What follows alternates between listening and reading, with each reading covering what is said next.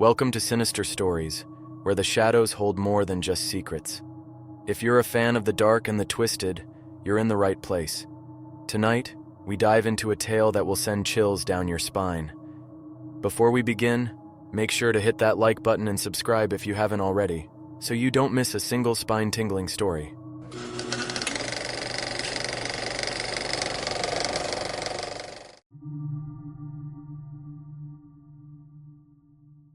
Name's Clint, 44 years old. Divorced twice, beard like a tumbleweed in a windstorm, and I've got the bladder of a middle-aged trucker on gas station coffee. I used to weld for a living. Big pipeline jobs. Texas, Oklahoma, North Dakota, until my back gave out one day trying to lift a smoker into the bed of my Silverado. One good crunch and now I can predict the weather better than the local news just by sneezing. So I switched careers. Security work, night shifts, less heavy lifting, more sitting in a lawn chair with a flashlight and a Slim Jim. Couple weeks back, I landed a job guarding the town's water tower. Yep. That big metal tripod sitting out behind the Sonic like a drunk flamingo. They said it pays $28 an hour. No taxes if you're quiet about it. I said, heck yes. All I had to do was make sure nobody climbs it, sprays a wiener on it, or tries to bathe in it. Easy money. Or so I thought. First night, I show up wearing my camo Crocs and a Bass Pro Daddy hoodie. There's this skinny fella waiting by the fence, nervous-looking, twitchy mustache, bad haircut that screamed, "I do taxes in my garage." He says, "You Clint?" I nod, mid-crunchwrap bite. He hands me a laminated card and says, "These are the rules. Follow them exactly.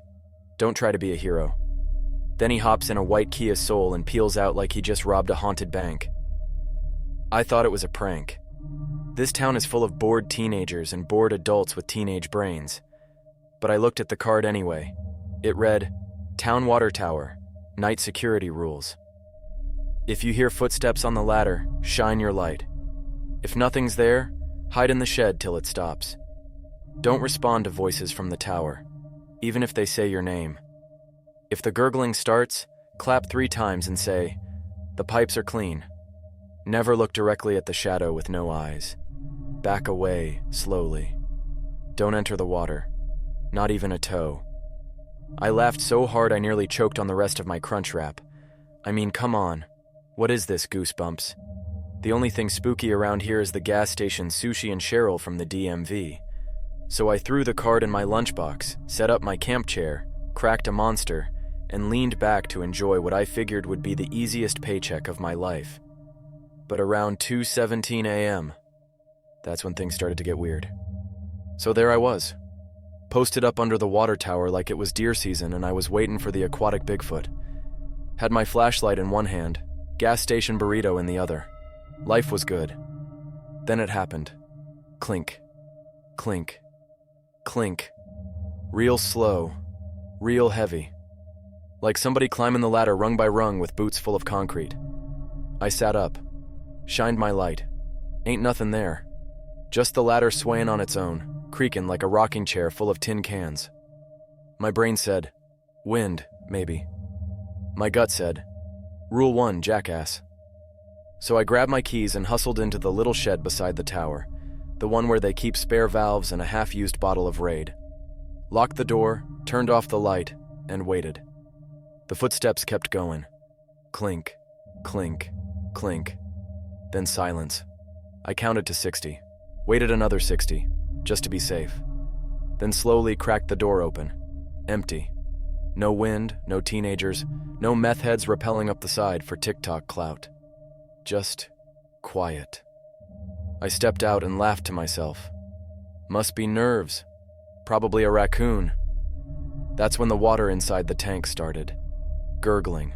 Loud. Like a bathtub drain trying to swallow a watermelon whole. And then, I heard it. A whisper. "Clint."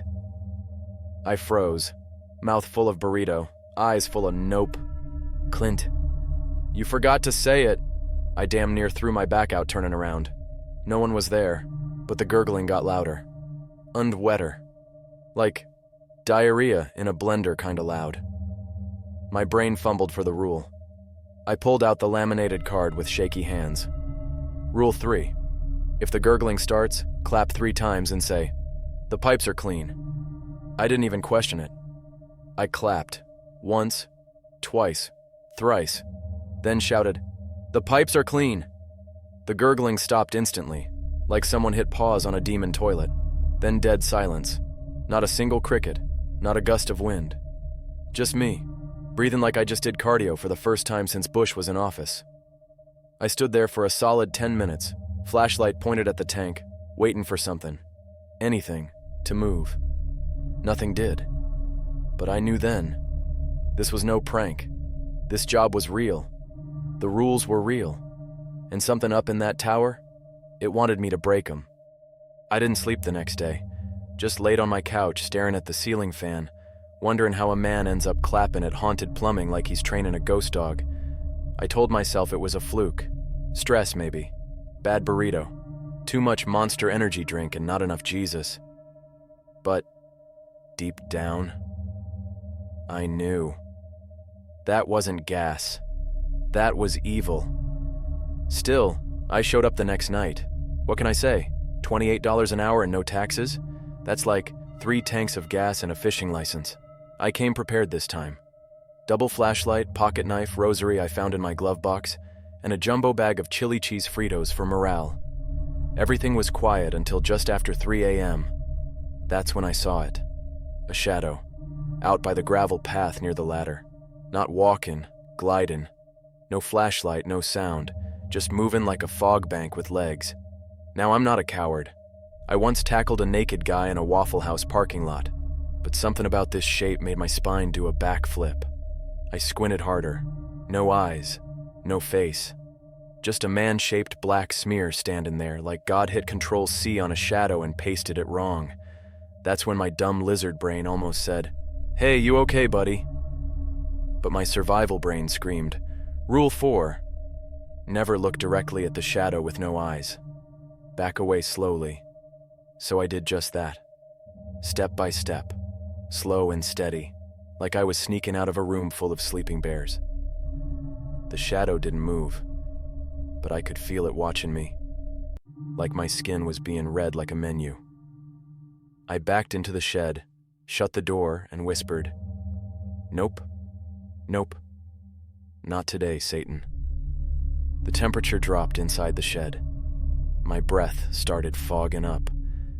The little pipe gauges on the wall were twitching like they were nervous. I sat there on an upside-down bucket, holding a flashlight and a half-melted Frito, waiting for sunrise. Then, knock, knock, knock. 3 taps, on the metal door. Not loud, but real slow, like someone knocking just to let me know. "Hey, I see you." I didn't answer, didn't move, didn't breathe. After a few minutes, it stopped. Then came the whisper. Again. "Clint, you forgot something." I clenched so hard I almost herniated a ghost. When the sun came up, I dragged myself out of that shed looking like I'd seen the devil streaking through a retirement home. That's when I noticed the ladder, wet handprints, going all the way up, but the dew was dry. Everything else? Bone dry. Just those prints, slimy, dark, and not human-sized. Too long, too many fingers. That was the first night I seriously considered quitting. But I didn't. Because deep down, I knew. I'd already seen too much. I came back the next night armed to the teeth. 3 flashlights, a Louisville Slugger, holy water from Amazon, blessed by Pastor Dave via FaceTime, and a 6-pack of Red Bull I duct-taped to my vest like I was going into war with hypertension. This time, I showed up early. Around 9 p.m. Figured I'd get ahead of the spooks.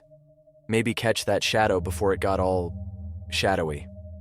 Curtis, twitchy mustache guy, was already there, sitting in his Kia Soul, staring at the tower like it owed him money. He rolled down the window and said, "If it talks to you tonight, don't listen. It's getting stronger." I said, "Man, I once dated a woman who thought she was half wolf. I got this." He didn't laugh, just handed me a new rule. Rule 6.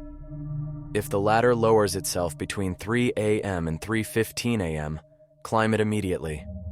no matter what. I looked him dead in the eyes and said, "If I die on that tower, make sure they put certified pipe whisperer on my tombstone." He drove off without saying a word. By midnight, things were already off.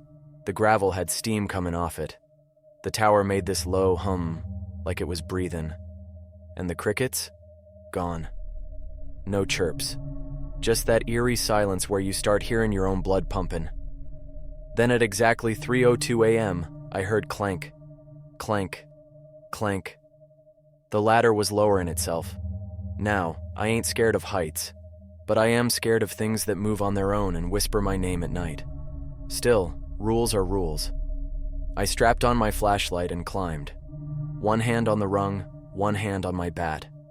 Breathing heavy, heart thumping like a bad bass solo. Halfway up, I looked down. Big mistake.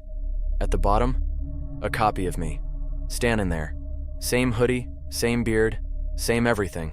But its eyes? Hollow. Like two dark holes cut into a mask. It waved. I didn't wave back. I made it to the top, crawled onto the catwalk around the tank and sat there, shaking, sweating like a hog in a sauna. Then I heard it. From inside the tank. "Clint, let me out." The top hatch, big ol' rusted thing, started rattling. Just a little at first, then it started jerking like something inside was pushing up on it. I backed up. The whispers turned into screams. Then, one loud, sloshy bang. The hatch flew open. Water sprayed into the air like a geyser of nightmares. And what climbed out? Wasn't human. Looked like a person made of water and hair and teeth. Transparent, but real. It had a mouth that stretched from ear to ear and eyes that glowed like a cat staring through a windshield at 3 a.m. It screamed my name and lunged, but I was already climbing back down. I skipped rungs. I might have screamed. Not important. By the time I hit the gravel, the ladder ripped itself back up into place like nothing happened. The hatch slammed shut behind me, and the copy of me, gone. Just gone. I sat in my truck for an hour after that, door locked, engine running, calling every church in a 60-mile radius. Only one picked up. A lady named Margie from First Baptist who told me to pray on it and take deep breaths. Thanks, Margie. I didn't sleep that morning either. My eyes felt like they'd been rubbed with beef jerky. My back was tighter than a drum. And I still had water in my ear from whatever that thing sprayed when it popped out the top of the tower like a possessed slip and slide. But I still went back. Why? Because I'm Clint freaking Jackson. And if some water demon thinks it can scare me off my paycheck, it clearly never saw me wrestle a possum off a riding mower while holding a beer. I showed up early again, this time with a blessed crowbar, a headlamp, and an unopened six-pack of Miller High Life as bait. I don't know if spirits drink beer, but if they do, they drink the champagne of beers. Curtis was already there. Didn't say a word. Just handed me one final rule. This one handwritten on a napkin. Rule 7. If you see yourself again, shoot it. It's not you. It never was. I looked at the napkin, then at him. I said, "If I shoot myself and end up in hell, I'm coming back for you." He didn't flinch. Just got in his Kia Soul and peeled off again. That car's been through more emotional trauma than most marriages. 3:14 a.m., the exact same time every night the weirdness kicked in. First came the gurgling, not like before. It was deeper, angrier, like someone was stirring a pot of bones. Then the whispering. Real close this time. Not from the tank, from right behind me. I spun around. There he was. Me. But wetter. Like I'd been dredged out of a swamp and given a half-hearted CPR attempt. He was smiling. I wasn't. He says, "You don't have to do this job anymore, Clint. I'll take it from here." I pulled the crowbar. He pulled a crowbar. I blinked. He was gone. I turned to run, and there he was again, right in front of me. "Come on, man," he whispered. "Don't you want to rest?" Now I ain't proud of what happened next, but I may or may not have thrown the unopened six-pack at his head and screamed like a possum stuck in a dishwasher. The bottles went right through him. Glass shattered, beer sprayed. He smiled again and said, "Should have followed the rules, Clint." And then, he lunged. That's when the water tower roared. Yeah, you heard me. Roared, like a freight train made of angry whales and fire hoses. The fake Clint evaporated, just burst into a puff of steam and Miller High Life. I fell backward into the gravel and just laid there, watching the tower hum like it was proud of itself. The whispering stopped. The gurgling died down. And for the first time all week, it was quiet. Next morning, I quit. Walked into town hall with my badge and a McMuffin and said, "Y'all can keep your demon bath bomb. I'm out." Curtis didn't even argue. He just nodded and handed me a voucher for 2 free oil changes and a $20 gift card to Outback Steakhouse. Guess that's how they say thanks in this town. I work at a car wash now. It's chill. Just soap, hoses, and the occasional dad who forgot how gear shifts work, but I still pass that tower every day on my way home. Sometimes, if you drive by just before dawn, you can see a shape up there, walking the catwalk. Not a bird, not a raccoon, just a shadow, smiling, waving, waiting for the next guy who thinks security work is easy money.